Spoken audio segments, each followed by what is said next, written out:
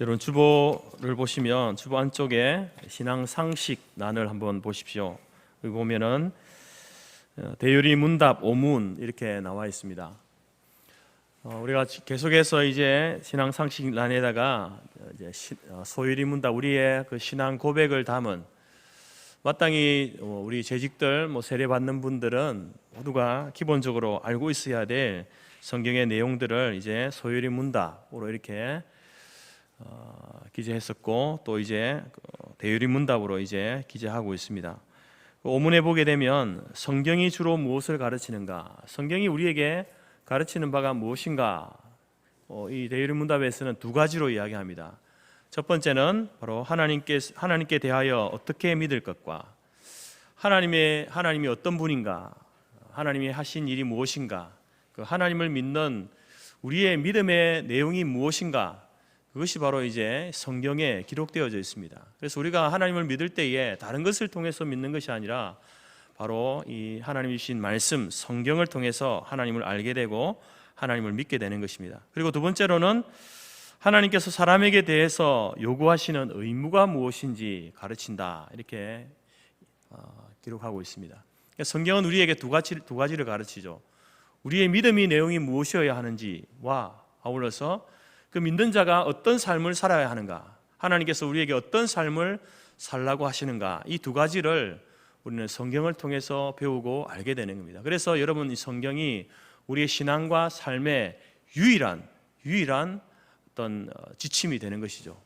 다른 어떤 학교의 도덕책, 윤리책, 이것이 삶의 지침이 아니라 성경, 하나님의 말씀이 바로 우리의 삶의 신앙과 또 삶의 지침이 된다라는 것을 분명히 이야기하고 있습니다. 그래서 우리는 이제 이 빌립보서 말씀을 통해서 제가 오늘은 세 번째로 이제 복음에 합당한 생활, 다시 말해서 복음을 받은 사람들, 구원받은 사람들이 어떤 삶을 사는 것이 합당한 삶인가에 대해서 우리가 살펴보고 있습니다.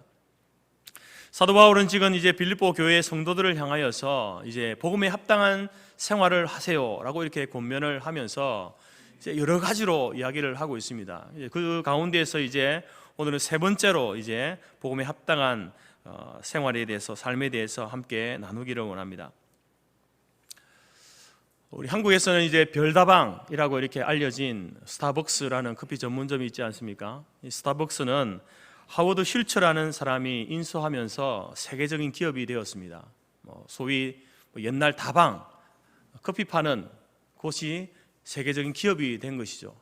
그런데 이제 이 하워드 슐처가 이 스타벅스를 인수하면서 그가 내건 경영 전략이 있는데, 그것은 뭐냐면은 차별화였습니다. 그래서 이제 처음에 이 스타벅스가 우리 한국에 들어올 때에도 다른 커피 전문점에 비해서는 굉장히 가격이 비쌌습니다. 비싼 가격에 또 그리고 맛도 좋은 맛과 아울러서 최상의 서비스, 세 가지 최상의 서비스와 비싼 가격과 좋은 맛, 이것을 이제 전략으로 내세우면서 이제 운영이 되어졌는데, 특별히 이제 그 당시에 에스프레소 커피라고 하는 일반 사람들이 잘 마시지 않는 그러한 커피를 개발하면서 이제 이 스타벅스는 커피 전문점 업계에 있어서 단연 1등이고 지금도 인정받는 세계적인 기업으로 이렇게 자라가고 있습니다. 여러분, 하나의 어떤 구멍 가게를 운영해도, 기업을 경영해도 거기에는 전략이 있지 않습니까? 경영 전략이 있습니다. 철학이 있습니다. 이것이 이제 이 스타벅스는 차별화다. 다른 기업과는 달라야 된다. 차별화가 되어져야 한다. 이것이 이제 경영 전략이었습니다. 그런데 이 차별화라고 하는 것은 지금도 많은 기업들이 내걸고 있는 그런 어떤 슬로건 중에 하나 아니겠습니까? 다른 기업과는 뭔가 하나라도 달라야만 이제 이 경쟁 세계에서 생명을 유지할 수 있지, 그렇지 않으면 도태될 수밖에 없다라는 것이 이제 일반적인 생각입니다. 그러나 이것은, 차별화라고 하는 것은 단순히 어떤 기업 경영하는 데 있어서만 필요한 것이 아니라 신앙에 있어서도 차별화가 필요합니다. 이런 신앙인도 차별화에 힘이 있어야 하는데, 그 신앙인의 차별화라고 하는 것은요, 그 핵심 역량은 어디서 나오는가? 그것은 결국 하나님과의 관계에서 나오는 것입니다. 다른 것에서의 차별화가 아니라 하나님과의 관계에 있어서 차별화가 되어져야 한다라는 겁니다. 다윗 같은 경우는 그가 하나님 앞에 하나님의 마음에 합한 사람이다, 하나님의 마음에 드는 사람이다, 내 마음에 쏙 드는 사람이다 라는 인정을 받았던 사람이 다윗 아니겠습니까? 그리고 그에게 있어서 그 하나님의 마음에 합한 그런 어떤 구별되는 차별성을 갖게 된 것이 무엇이겠습니까? 그것은 다른 것이 아니라 하나님을 철저하게 신뢰하는 믿음입니다. 어떤 상황에서도 하나님을 신뢰하는 그 믿음이 그에게 있어서는 다른 어떤 사람들보다 차별화되어지는 그러한 모습이었다라는 겁니다. 한 시대를 차별화된 삶을 살았던 노아 같은 경우, 어떤 면에서는 노아는 스스로 자기 자신을 그 세상과 이렇게 분리되어진, 스스로 자기 자신을 따돌리는, 왕따시키는 그런 삶을 살았다라고 해도 과언이 아닙니다. 그런 노아의 삶에 대해서 성경은 이렇게 이야기합니다. 믿음으로 노아는 아직 보이지 않은 일에 경고하심을 받아 경외함으로 방주를 준비하여 그 집을 구원하였으니 이로 말미암아 세상을 정죄하고 믿음을 따르는 의의 상속자가 되었다. 노아는 보이지 않는 일에 경고를 받았습니다. 하나님께서 경고하실 때에 물론 내가 세상을 심판할 거다. 여러분, 노아 당시에 그렇게 그 당시 그 지역에 그렇게 많은, 지금 우리나라처럼 이런 어떤 태풍이 일어나거나 홍수가 나는 그런 지역이 아니지 않습니까? 1년 강우량이 겨우 200, 300, 많아봐야 500, 600 정도 되는 그런 기후, 그런 지역에 살던 노아에게 하나님께서 세상을, 그 지역이 아니라 온 세상을 물로 심판할 거다라는 하나님의 그 말씀을 듣고 그가 이제 그것을 통해서 경고를 받고 하나님의 말씀을 신뢰함으로 그가 방주를 지은 것 아니겠습니까? 그렇게 차별화되어진 그 삶을 통하여서 그 결과로 그 집을 구원하였고, 그리고 또 세상을 정죄할 뿐만 아니라 그가 하나님을 따르는 의의 상속자가, 믿음을 따르는 의의 상속자가 되는 그러한 위치에 오르게 되는 모습을 보게 됩니다.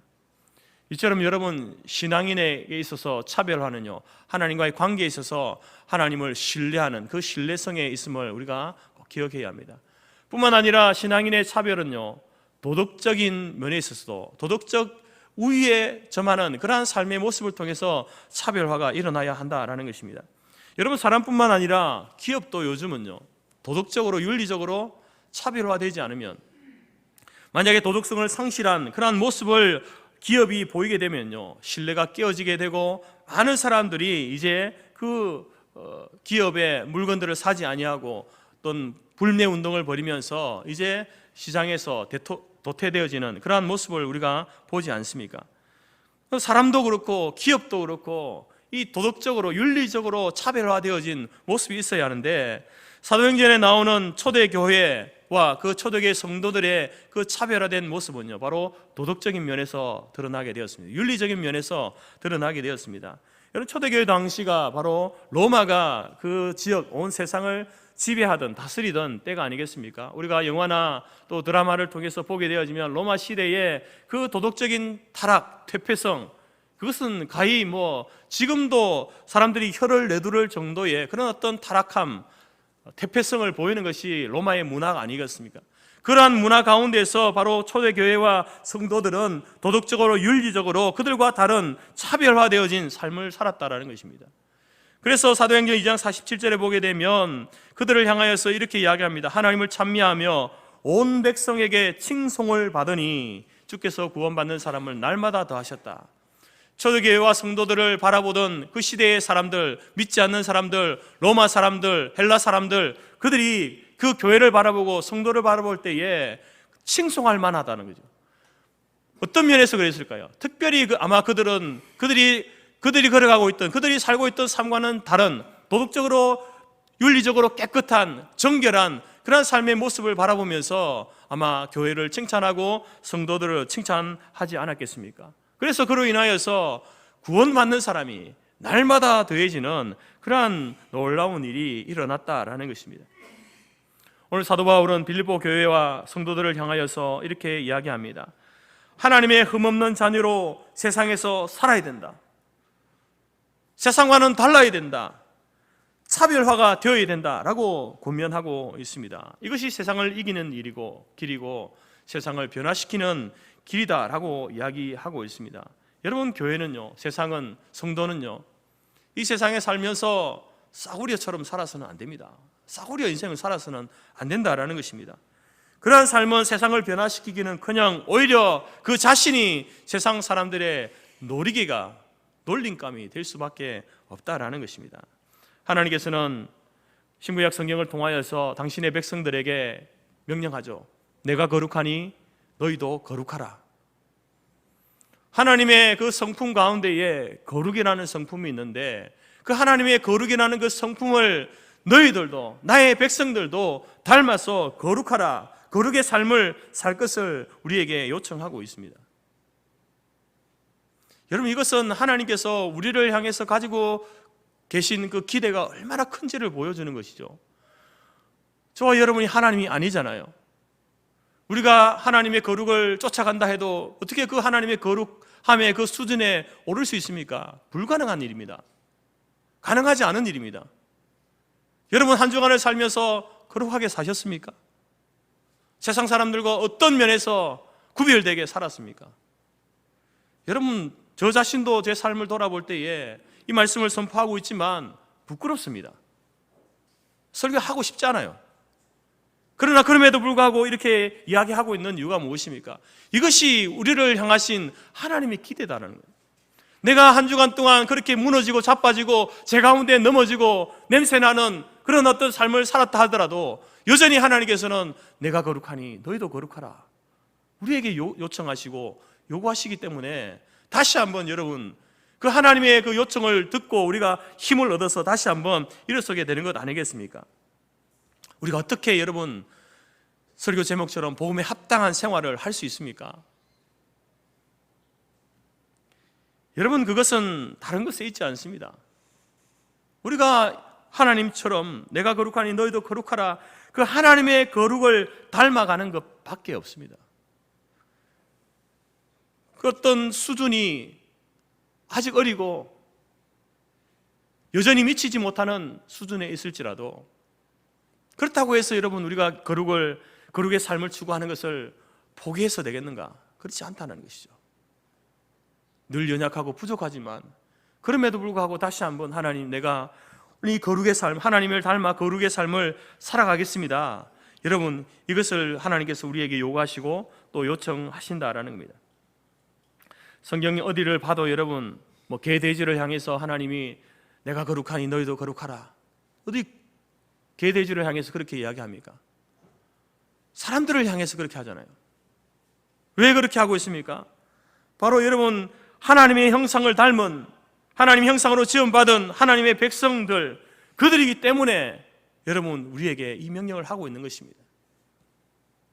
그러니 여러분, 하나님께서 비록 연약하지만 부족하지만 우리를 가지고 계신 기대가 얼마나 큰지를, 내가 거룩하니 너희도 거룩하라, 단순히 이것을 어떤 하나의 무거운 짐으로 받는 것이 아니라 하나님께서 나를 향하신 기대가 이만큼이구나, 내가 생각하는 것 이상의 기대를 하나님이 날마다 하고 계시는구나 라는 사실을 우리가 이 말씀을 통해서 우리가 깨달아야 되는 것입니다.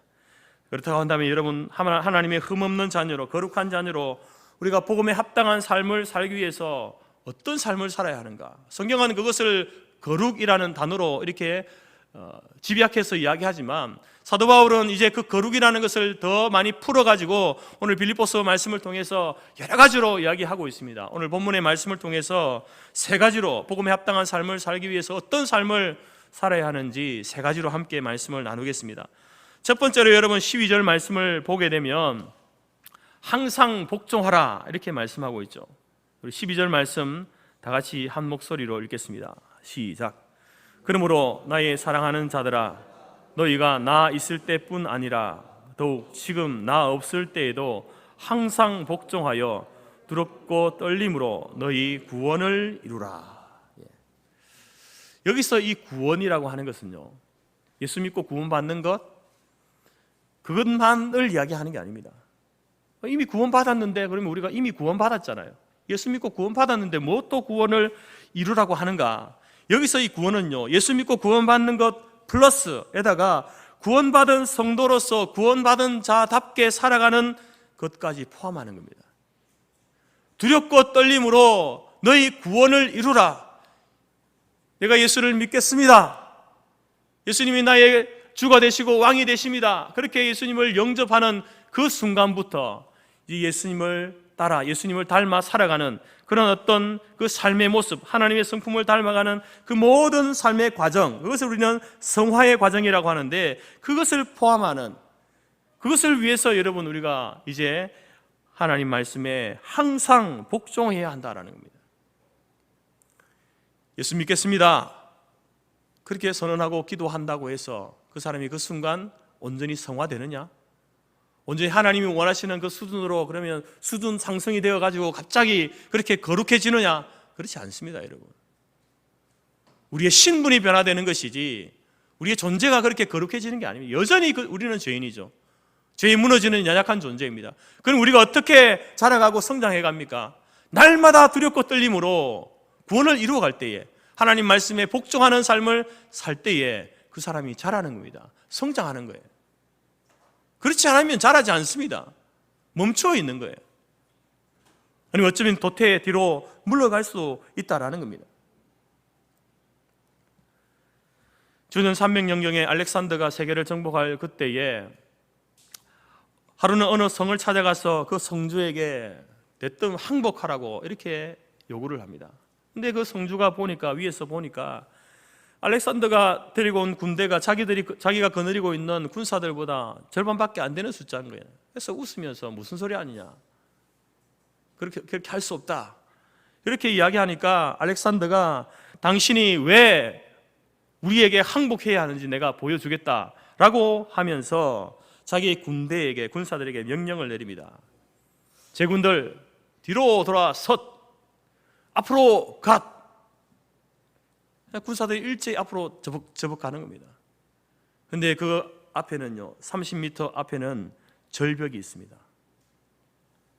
이 알렉산더의 군사들은요, 알렉산더의 그 명령에 한 사람도 거절하지 않고 복종하면서 그 절벽을 향해서 걸어가는 거예요. 그리고 한 사람, 두 사람, 그리고 여러 사람이 떨어지게 됩니다. 거침없이 그 절벽으로 걸어가는 거예요. 자기의 명령에 죽음도 불사하는 그 부하들에게 다시 한번 명령합니다. 제자리에 섰! 일제히 모두가 제자리에 섭니다. 그러자 위에서 보고 있던 성주가 이런 모습을 보고 마음에 두려움이 생겼습니다. 알렉산더의 저 한마디에 저 군사들이 자기의 목숨을 내어놓고 절벽으로 걸어가는 그 모습을 보면서 과연 내가 거느리고 있는 내 부하들, 내 신하들, 내 군대는 죽을 정도로 나의 명령에 순종할까? 내가 죽음으로 뛰어들으려고 하면 그들이 죽음으로 뛰어들까? 그렇게 질문을 던졌을 때에 자신이 없는 겁니다. 그래서 이 성주는 알렉산더에게 항복을 했다는 겁니다. 여러분, 이 성주가 알렉산더에게 항복하도록 만든 것은 어떤 대단한 무기가 아닙니다. 알렉산더의 어떤 아주 지혜로운 전략, 전술, 그 때문이 아니지 않습니까? 단순히 상관의 명령에 복종하는 군대, 군사, 그들을 보고 비록 자기들보다 절반밖에 되지 않는 군사였지만 상관의 명령에 자기의 목숨까지 내놓는 저런 순종하는 모습을 보니까 이 전쟁, 이 싸움은 우리가 싸워서 이길 수 없겠다 판단을 하고 항복을 했다라는 것입니다. 여러분, 우리가 그리스도인으로서 이 세상을 살아갈 때에 정말 가치 있게 살기를 원하십니까? 세상을 두려워하는 자가 아니라 세상이 두려워하는 자로 살기를 원하십니까? 그렇다고 한다면 우리의 상관 되시는 하나님의 명령, 하나님의 말씀에 항상 복종하는 삶을 살아갈 수 있기를 바랍니다. 성경은 우리에게 죽도록 충성하라고 이야기하죠. 우리에게 직분을 주시면서 죽도록 충성하라. 여러분, 이 충성의 기준이 뭡니까? 죽음입니다. 죽음. 예수님께서도 제자들에게 나를 따라오려거든 자기를 부인하고 자기 십자가를 지고 나를 따를 것이니라. 여러분, 여기서 십자가는 무엇을 의미합니까? 예수님이 지신 십자가는 죽음을 의미하죠. 제자들이 져야 할 그 십자가도 무엇을 이야기합니까? 마지막 순간에 그 죽음을 이야기하는 거예요. 네가 죽음을 불사하고라도 나를 따르겠느냐? 그러면 나를 따라오너라. 그렇지 않으면 따라오지 말라는 겁니다. 죽음을 각오하고 주님을 따르라는 것이죠.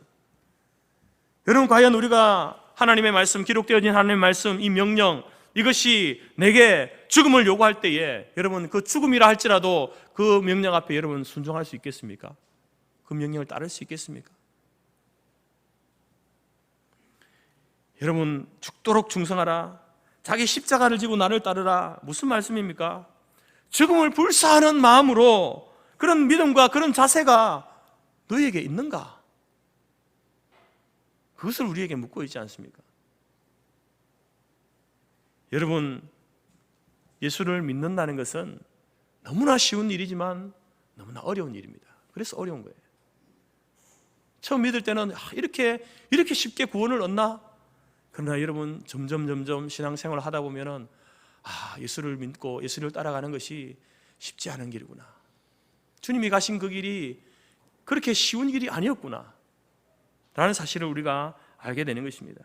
왜냐하면 하나님 말씀은 우리에게 크고 작은 모든 일에 복종하라고, 우리의 생명을 내어놓고 복종하라고 우리에게 요구하시기 때문에 그 순간을 맞닥뜨릴 때에 어떻게 여러분의 생명을 포기할 수 있습니까? 쉽게 포기할 수 없지 않습니까? 그러니 힘든 것입니다. 그러나 하나님께서는 우리에게 말씀에 항상 복종하라고 우리에게 요청하고 있습니다. 그렇게 살아갈 때에 그것이 바로 복음에 합당한 삶이다, 생활이다 라고 말하는 것이죠. 1943년 평양으로 이감된 최덕지 목사님, 당시는 선생이죠. 선생이라 불렸습니다. 이 최덕지 선생은 어떠한 일이 있어도 그 감옥에 이제 하나님을, 예수님을 믿는다는 이유 때문에 이제 감옥에 일본이 잡아가고 감옥에 갇힌 것 아니겠습니까? 그런데 그가 감옥에 있으면서도 그는 어떤 일이 있어도 예배를 빼앗기지 않았습니다. 시간도 어기지 않았습니다. 이러한 삶은 그가 추록할 때까지 계속 되어졌습니다. 감옥에 갇혀 있으면서 신문을 당하고 고문을 당할 때에도 시간이 되면요,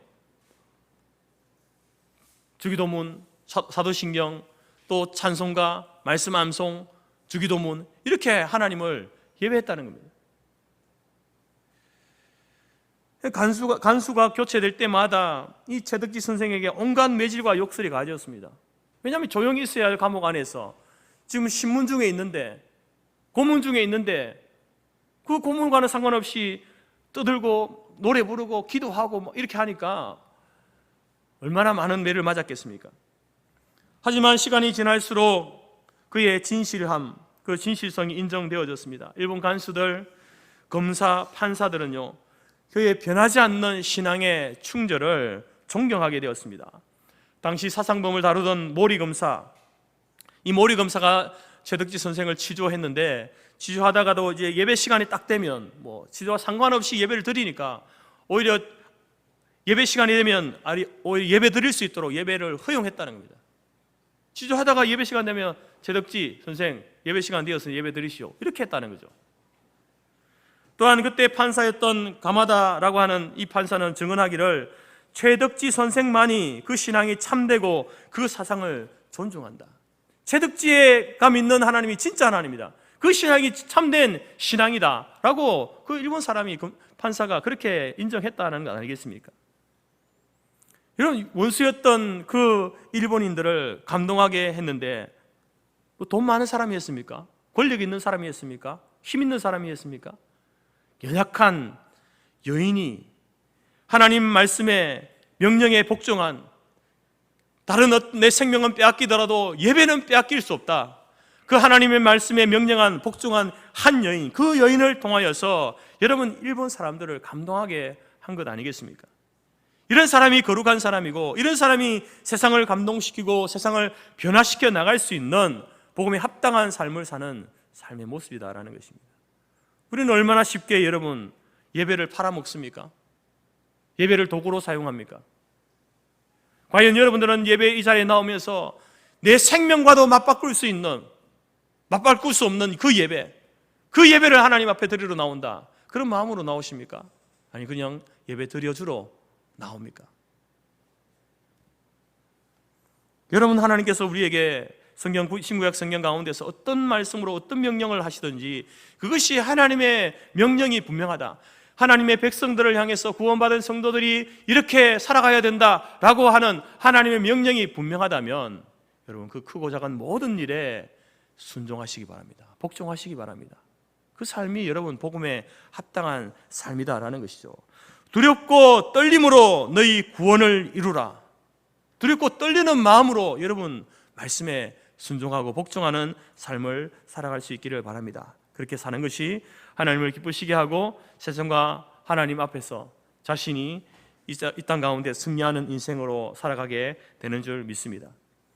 두 번째로 복음에 합당한 생활을 하기 위해서 사도 바울은 13절에서 이렇게 이야기합니다. 하나님의 뜻대로 살아라. 하나님의 뜻대로, 하나님의 뜻 가운데 살아라. 13절 우리 다 같이 한번 읽겠습니다. 너희 안에서 행하시는 이는 하나님이시니 자기의 기쁘신 뜻을 위하여 너희에게 소원을 두고 행하게 하시나니.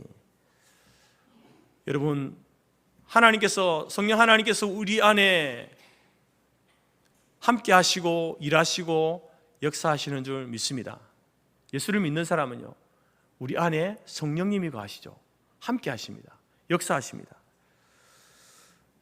자, 그런데 하나님께서 우리 안에서 어떤 일을 하시는가? 이 말씀을 보게 되면 자기의 기쁘신 뜻을 위해서, 그러니까 하나님의 뜻이죠. 하나님의 뜻을 위하여서 소원을 두고 행하게 하신다. 하나님이 내 안에서 나를 감동시키시고 당신의 뜻과 나의 소원, 이 두 가지가 있는데 그 하나님의 뜻에다가 내 소원을 맞추어서 살아가도록 하나님께서 역사하신다는 겁니다. 내 소원에다가 하나님의 뜻을 맞추는 것이 아니라 하나님의 뜻에다가 내 소원을 맞추도록 그렇게 소원을 두고 하나님의 뜻을 위해서 소원을 두고 행하게 하신다는 거예요. 우리 가운데. 그래서 여러분 거룩한 삶이 무엇인가? 그것은 내 뜻이 아니라 하나님의 뜻을 나타내며 살아가는 것, 그게 거룩한 삶입니다. 내 뜻이 드러나는 것이 아니라 하나님의 뜻이 드러나는 것, 하나님의 의도, 하나님의 계획, 하나님의 생각, 하나님의 마음, 이렇게 표현할 수 있죠. 그것이 나의 삶을 통해서 드러날 때에 그 삶이 거룩한 삶입니다. 이 거룩이라고 하는 것은 하나님의 성품이죠. 그래서 우리가 거룩한 삶을 살 때에 우리의 몸에서, 우리의 삶에서 하나님이 나타나게 되어 있는 겁니다. 하나님이 드러나게 되어 있는 것이죠. 빛과 소금으로 살아야 된다. 그리스도의 향기가 되어야 된다. 여러분 동일한 말씀이죠. 하나님의 그 거룩, 하나님의 뜻을 준행하며 뜻대로 순종하며 나의 생각을 맞추고 나의 계획을 맞추고 나의 모든 것을 그 하나님의 뜻에 맞추어 나아갈 때에 그 삶이 거룩한 삶입니다. 그 삶을 통해서 여러분 하나님이 우리를 통해서 우리 인생 가운데 드러나게 되는 거예요. 사람들이 우리의 삶을 볼 때에 저 사람이 정말 하나님을 믿는 사람이구나, 예수님을 믿는 사람이구나, 그렇게 인정하게 된다라는 겁니다. 이것이 바로 여러분 차별화된, 신앙인의 차별화된 삶입니다. 세상 사람들은 살아가면서 자기 안에서 욕심이 나타나고 자존심을 나타내고 자기의 어떤 명예, 이것이 나타나게 되어 있습니다. 그래서 사람들은요, 다른 것은 다 참는데 내가 손해보는 것 못 견디는 거예요. 내 자존심에 해가 되는 것, 스크래치 가는 것 못 견디는 겁니다. 자기 명예가 손상되는 것 견딜 수 없는 거죠. 그래서 싸우는 거예요. 이것은 여러분 믿는 사람들도 마찬가지입니다. 나는 다 참을 수 있어, 다 견딜 수 있어. 근데 내 자존심을 건드려? 난 그건 못 참아. 뭐 하나님이고 뭐고 예수님이 뭐고 그건 난 눈에 보이지 않아.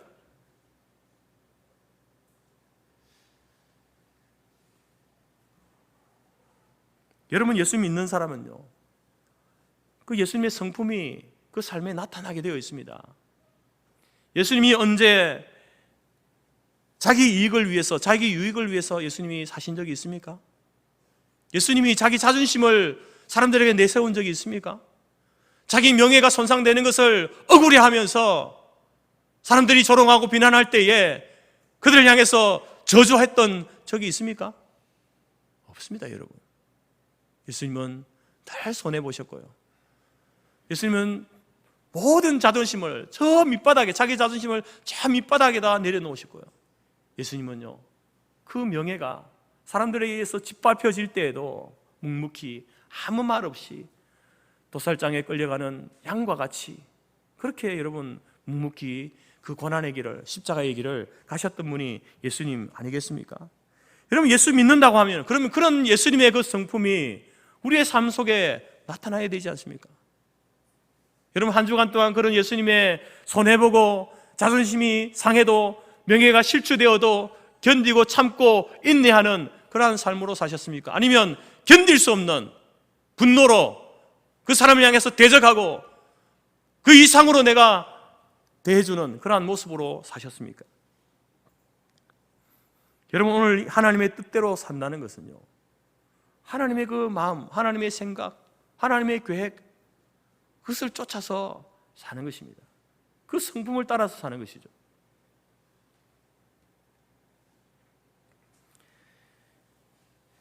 인제대 백병훈과 동아일보가 주최한 이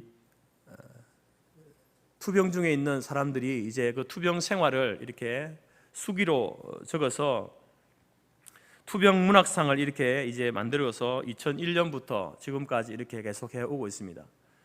2003년도에 제3회 투병 문학상 1등을 수상한 분이 권금옥 씨라는 분인데요. 이분이 쓴 수기 그 제목이 우리 엄마입니다.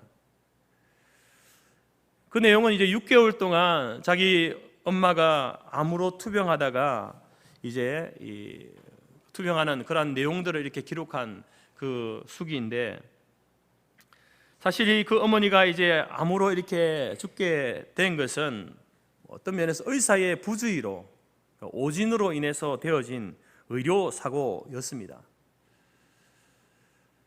그래서 딸들은 이제 그 의사를 고소하려고 이렇게 했는데 그 어머니가 말리는 거죠.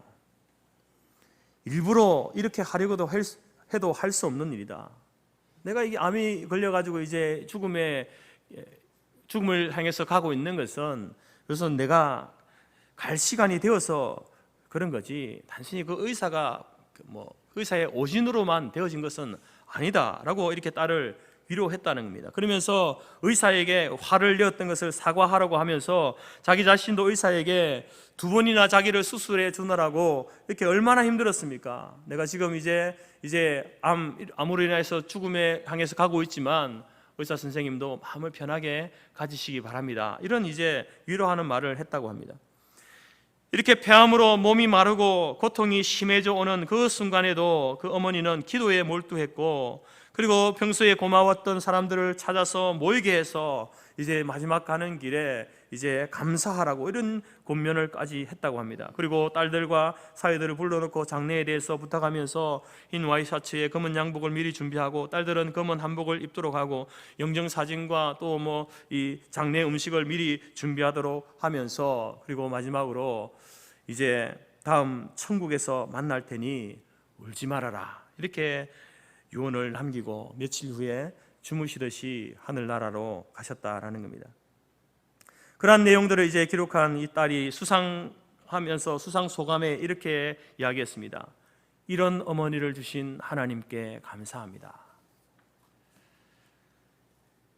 여러분, 이 어머니는 어떤 면에서 보면은 의사의 실수로, 오진으로 인해서 병세가 더 깊어지게 되었고, 그리고 죽음에까지 이르게 되었습니다.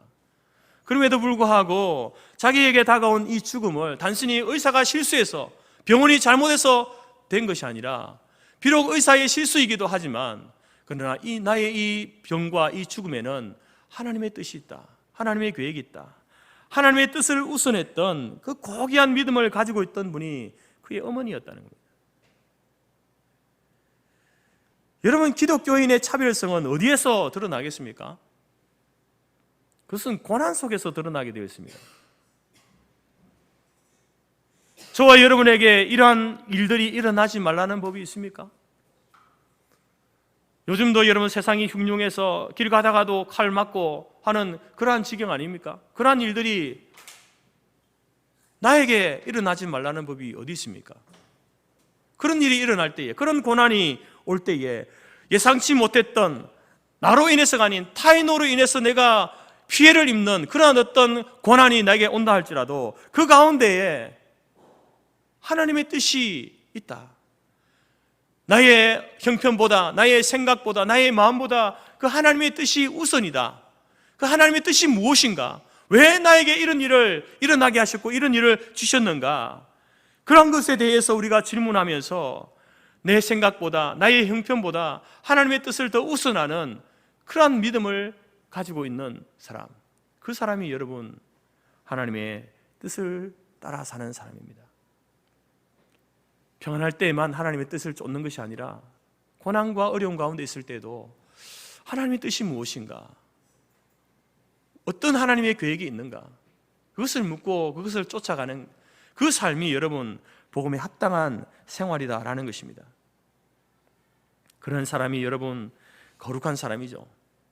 그런 사람이 거룩한 사람입니다.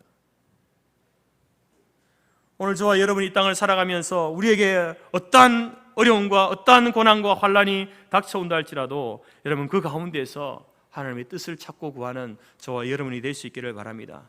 그래서 그 하나님의 성품을 가지고 비록 내가 손해보고 내 자존심이 상하고 나의 명예가 실추되는 그러한 일이 나에게 온다 할지라도 그 속에서 하나님의 뜻을 쫓아 순종함으로 나아감으로 인해서 복음에 합당한 삶으로 여러분 그리스도의 향기가 되어지는 저와 여러분이 될 수 있기를 간절히 바랍니다. 세 번째로 사도 바울은 우리에게 이제 권면합니다. 14절 말씀에 보니까 모든 일에 원망과 시비가 없이 하라. 모든 일에 원망과 시비가 없이 하라. 이 말은 여러분 시시비비를 가리는 일을 하지 말라는 겁니다. 무엇이 옳고 무엇이 그른가, 네가 옳고 내가 그러다, 내가 그러고 네가 옳다, 이거 가리는 일을 하지 말라는 겁니다. 워렌 슈미트와 바바라 헤이틀리라고 하는 사람이 공동으로 쓴 책 가운데에 그 제목이 옳은 것은 언제나 옳은가 라는 책이 있습니다. 과거에 내가 옳다고 한 그것이 10년이 지나고 20년이 지나고 30년이 지난 지금에도 과연 그때 나의 행동이, 나의 선택이, 나의 결정이 옳을 수 있는가 물어보는 겁니다. 질문해 보는 거예요. 우리도 한번 생각해 봐야 됩니다. 여러분이 10년 전에, 20년 전에, 30년 전에 여러분이 이것은 옳은 거야, 옳은 일이야 라고 했던 그 일이 지금 와서 생각해 볼 때에 옳은 일이었습니까? 그럴 수도 있고 아닐 수도 있다는 겁니다. 노만 맥코비라고 하는 이 여자분은 텍사스주 댈러스 지방 연방지방 법원에다가 30년 전에 결정되었던 낙태 합법화, 이것을 다시 재심해달라라는 요청을 했습니다. 그런데 여러분 재미있는 것은요, 이 노만 맥코비라는 이 여자가 30년 전에 그가 임신한 사람이 낙태할 수 있는 권리는 인권에 관한 문제이고 자유에 관한 문제이니까 합법화해야 된다, 그렇게 주장하고 온갖 엄청난 싸움을 싸우면서 승소 판결을 받아내었던 장본인이었습니다. 이 사람 때문에 여러분 텍사스주에 낙태가 합법화되어진 거죠. 그런데 30년이 지나고 난 다음에 그것을 재심해달라는 거예요. 낙태 합법화 이거 법안 재심해 주십시오. 지금 생각해 보니까 잘못되었다는 거죠. 그때의 생각이 나의 생각이 틀렸다는 겁니다. 여러분 오늘 내 생각이 다 맞을 수 있는 것 같아도 틀릴 수 있다는 것을 우리가 여러분 이 사실을 통해서 알 수 있는 것이죠. 오늘 사도 바울이 빌보 교회 성도들 향해서 원망과 시비가 없이 하라, 무슨 말입니까? 나도 틀릴 수 있다, 나도 잘못된 판단을 할 수 있다, 상대방의 말에도 일리가 있다, 이것을 인정할 줄 알아야 된다는 겁니다. 언제나 내 생각, 내 기준만 앞세우면서 나의 견해, 나의 생각, 나의 주장을 이해해주지 않으면, 받아들여주지 않으면 원망이 생기는 것 당연하고, 거기에 대해서 누가 옳은가 한번 견주어보자, 이야기해보자, 세상에 온갖 것들을 가져와서 시시비비를 가리고 네가 옳고 내가 그러다, 네가 그러고 내가 옳다, 이렇게 하는 것은 성도로서의 합당한 모습이 아니다라는 것입니다. 여러분, 우리 나이 60, 요즘은 60 하면은 어르신들은 아이고 참 젊다, 청춘이다 이렇게 말하지 않습니까? 60은 적은 나이는 아니지 않습니까? 옛날 사람들은 60을 육순, 예순, 혹은 이순이라고 이렇게 했죠. 이순. 귀 이자에다가 따를 순, 응할 순자, 순할 순자를 써서 이순이라고 불렀습니다. 이순이라는 말이 무슨 말입니까? 귀가 순해진다는 말이거든요. 귀가 순해진다. 다시 말해서 사사로운 감정에 얽매이지 않고 모든 말을 객관적으로 듣고 이해할 수 있는 나이, 그 나이가 60이라는 거예요. 60. 그래서 여러분, 사람은 나이가 들수록 자기 주장보다는 많은 사람들의 그 주장을 들을 수 있어야 됩니다. 듣는 귀를 가져야 되는 거예요. 그러니까 순하게 드러나는 거죠. 다 들을 수 있어야 됩니다. 그것도 맞고 저것도 맞다. 생각의 어떤 유연성, 너그러운 마음이 있어야 된다는 거죠. 그런데 사도 바울이 이것을 우리에게 이야기하고 있거든요. 여러분, 이것은 진리에 대하여서 진리, 불교에도 진리가 있을 수 있고 기독교도 있고 이슬람도 다른 데도 진리가 있을 수 있지. 그 진리의 문제에 있어서 순하게 들으라는 말이 아닙니다. 진리는 유일한 거거든요. 변하지 않는 게 진리인데, 그럼 이것은 여기도 있고 저기도 있으면 그 진리가 아니잖아요. 진리를 가지고 사는 사람들에게 있어서 그 삶의 방식에 있어서 여러 가지 다른 주장들, 어떤 의견들이 있을 수 있지 않습니까? 교회 안에서도 여러분 하나의 일을 할 때에 다양한 생각들이 있고 주장들이 있지 않습니까? 그런데 그런 이야기를 할 때에 내 주장만이 옳다, 내 생각만이 옳고 내 계획만이 옳다, 이렇게 해서는 안 된다는 겁니다. 저 사람이 이야기하는 것도 옳을 수 있겠구나, 저 사람이 계획하는 것도 우리에게 유익할 수 있겠구나, 그렇게 받아들이라는 겁니다. 그 가운데서 여러분, 내 생각이, 내 주장이 사람들에게 모든 사람들이 의견을 모을 때에 이런 생각, 이런 주장보다 이것이 우리 교회 지금 형편과 가장 맞는 것 같습니다 라고 결정되어질 때에 내 생각을 내려놓고 그 사람의 생각, 그 사람의 주장 함께 따라갈 수 있는, 그것이 여러분 원망과 시비 없이 하라는 겁니다. 여러분, 이 빌립보 교회도 마찬가지고 고린도 교회도 마찬가지고 초대 교회에 물론 우리가 닮아야 될 아름다운 모습들이 많이 있었지만, 그러나 또 그것도 교회고 죄인인 사람들이 살고 있는 곳이었기 때문에 수많은 문제들이 있었습니다. 수많은 다툼들이 있었습니다. 분란이 일어나기도 하지 않았습니까? 그 가운데 사도 바울은 시시비비 가리는 일을 하지 마라, 네가 옳고 네가 그러다 이렇게 이야기하지 말아라. 그 사람의 생각이 지금은 아닐 수 있지만 나중에 가서 옳을 수도 있는 것이고, 지금은 이 사람의 생각이 좀 옳은 것 같지만 또 나중에 아닐 수도 있고, 그 사람이 또 맞을 수도 있고, 그렇다는 어떤 유연성을 가지고 살 것을 우리에게 이야기하고 있는 것입니다. 성도에게 있어서 이수는 뭐겠습니까? 귀가 거룩해지는 거죠. 우리 듣는 귀가 거룩해져야 합니다. 거룩한 하나님의 백성이라고 한다면서 어떻게 내 주장, 내 생각만 옳다고 다른 사람의 생각을, 이야기를 들으려고도 하지 않는 그런 마음을 가질 수 있겠습니까? 오늘 복음에 합당한 삶을 위해서는 모든 일에 원망과 시비가 없이 하라.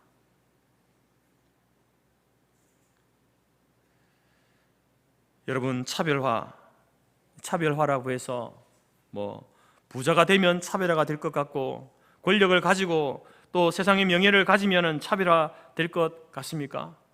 그때는 내가 좀 더 차별화된 삶을 살 수 있을 것 같아, 그럴 것 같습니까? 지금 못하면요, 그때도 못합니다.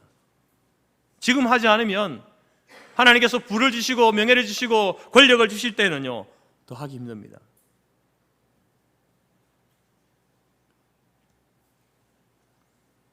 하나님께서는 우리가 세상이 하지 못하는 단 하나, 거룩함이라고 하는 이것, 거룩한 삶, 이것을 통하여서 여러분 우리에게 복음에 합당한 삶을 살라고 이야기합니다. 그 거룩함에는 항상 말씀에 복종하는 것, 생명을 내어놓고 말씀을 지키는 것, 또한 하나님의 뜻이 무엇인지를 찾고 구하고 그 뜻에 순응하며 나아가는 것, 모든 일에 원망과 시유 없이 하는 것, 이 거룩함을 추구하면서 살아갈 때에 그 삶이 여러분 하늘 시민답게 살아가는 삶의 모습이고 복음에 합당한 삶의 모습인 줄 믿습니다. 이번 한 주간 여러분 복음에 합당한 삶을 살아갈 수 있기를 바랍니다. 2023년 남은 시간 동안 여러분 매 순간 매주 매달마다 복음에 합당한 삶을 살아갈 수 있기를 간절히 바랍니다. 그래서 여러분들의 삶을 통해서 하나님이 드러나고 예수 그리스도가 드러나고 하나님의 살아계심과 우리를 구원하신 그 하나님의 놀라우신 그 은혜가 여러분의 삶을 통해서 드러나는, 그래서 하나님 앞에 영광을 올려드리는 그러한 삶을 살아가는 저와 여러분의 삶이 되어지기를 간절히 바랍니다.